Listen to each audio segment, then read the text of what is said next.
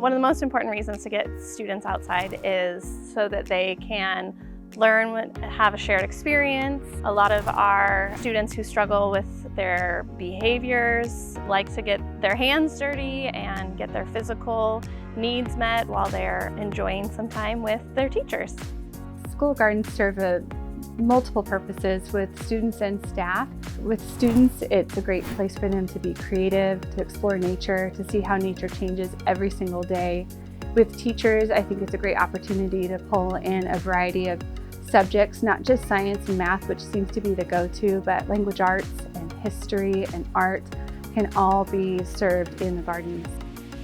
The original design for the school incorporated several elements into the learning garden. So there is a rock cycle garden that includes the igneous, metamorphic, and sedimentary rocks that the kids can see the different patterns and the textures of the rocks. There's a cistern and a stormwater garden where the water comes from the gardens down into the cistern and then keeps the soil moist so the kids can learn about the native stormwater plants. There's several raised garden boxes where the kids can grow either cut flowers, strawberries, vegetables, all sorts of things, so they can learn about food security and how different parts of the plants work. Local business donated money to buy plants for the butterfly garden, so there's all sorts of different colors and textures, leaf shapes, things that the kids can compare and contrast the different flowers in the gardens and see what animals use the different parts of the garden, including the insects.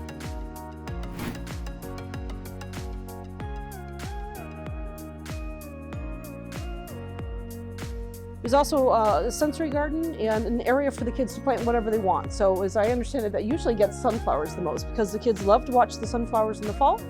There's also a sundial in the middle so the kids can learn about different ways that the sun moves through the solar system and how that affects light in the courtyard. We also have a 1-acre learning meadow, which is unique to Vancouver Public Schools, and it has all sorts of habitat. It's native seeds, grasses, and it attracts all sorts of birds. And we talk about the meadow habitat and what animals would live in there in an urban environment, which is really important. Kids can see all the different kind of ways that animals live in their habitats here at the school, but it also inspires art, language arts, creative writing, etc.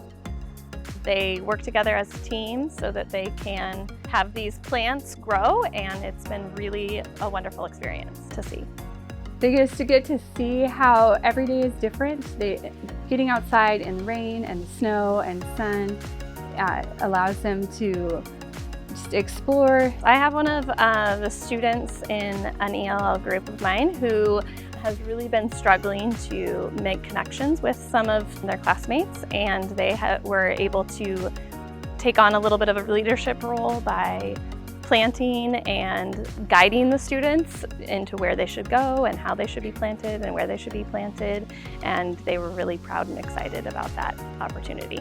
Gardening has always been a part of my life. It was a shared experience with my grandma growing up, and I helped at my previous school at Washington Elementary build the garden and was able to see all of those benefits. We have been able to use this space as a great connection opportunity during COVID. We did our end of the year celebration out here. It's been a great place to celebrate and enjoy each other's company while being outside and seeing the work of the students.